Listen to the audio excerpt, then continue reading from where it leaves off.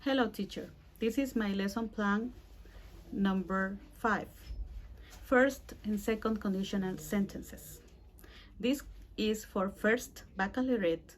The duration of the class is 45 minutes. The proficiency level is A2.2. Okay, first, the objectives are very important when we make a lesson plan. It's important to set the objectives first. For the listening, the students will be able to identify and follow instructions. For speaking, accurately use the first and second conditional. In reading, the students will be able to recognize the structure about first and second conditional. For writing, they will be able to construct sentences using in the correct form of the first and second conditional. The methodologies that I use to make this plan are communicative language teaching, close reading, that engaging with text to improve reading and comprehension. The strategies are visual scaffolding, providing language support through visual images, group work, worksheets, communicative activities.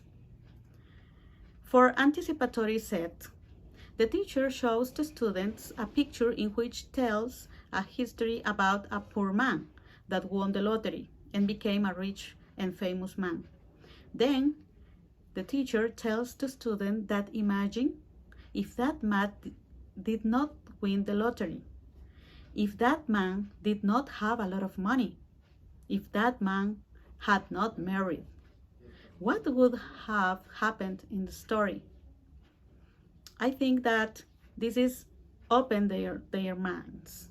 It's important because in first and second conditional, we have a lot of possibilities. Okay, continue main teaching input.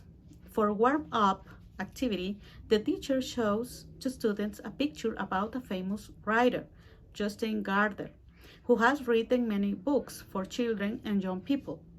Teacher explains to students the importance of reading because it is an opportunity to enter another world where everything is possible. Teacher explains to students to use the first and second conditional and went through a YouTube video. As teachers, we have that technology can help us in a better way to teach to our students. And students can learn a lot with these videos. Only we have to find the correct that can help them to understand in a better way the topic that we want to teach them. Other material that we can use is the student book.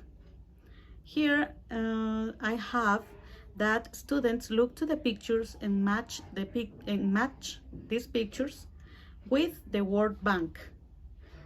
Here I have strangely, mysteriously, immediately, suddenly, and unfortunately. Complete the grammar chart. It's another activity. And use the word bank. Here, the students have a new vocabulary that they can learn and they can use and integrate in the sentences using first and second conditional. Teacher asks students to work in 2 worksheets about first and second conditional, one for each one. Teacher and students check the answers, asking students to explain their answers. Teacher checks the correct pronunciation. It's very important to give a space for pronunciation. Teacher and students conclude the class by reviewing the topic briefly. Here we have modeling. The explanation and examples, as well as the answers from the worksheet by the teacher provided, are clear, contextualized models that students can use in context in a correct form. I think that explanations for them are very clear, so they can understand in a correct way. In guided practice, students develop an activity which is about the completion a worksheet.